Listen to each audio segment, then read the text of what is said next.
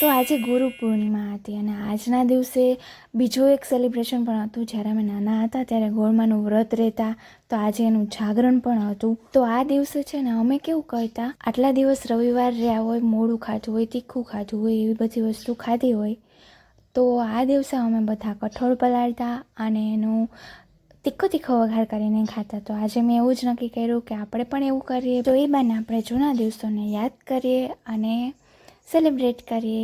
આજે 30 તારીખ છે, આજે મારી દીદીનો બર્થડે છે, જે હું ભૂલી ગઈ હતી. પહેલાં 2 દિવસ પહેલાં મને યાદ હતું, પણ આજે હું ભૂલી ગઈ હતી. તો આજે સવારમાં ઉઠીને મારો ભાઈ મને કે હાલ આપણે વાડીએ આંટો મારવા જઈએ. તો અમે ગયા આંટો મારવા માટે ને પછી ત્યાંથી ઘરે પહોંચ્યા પછી મને એવું યાદ આવ્યું કે મારી દીદીનો બર્થડે છે, મારી દીદી વાડીએ હતી. તો મેં પછી કોલ કરીને એને કીધું દીદી હેપી બર્થડે. તો એણે મને કીધું કે હવે તને છે યાદ આવ્યું. પછી મેં એના માટે કેક બનાવી, એનો ફોટો હું તમને પછી બતાવીશ. ફૂલ વ્લોગ માટે ચેનલને સબસ્ક્રાઈબ કરતા જજો.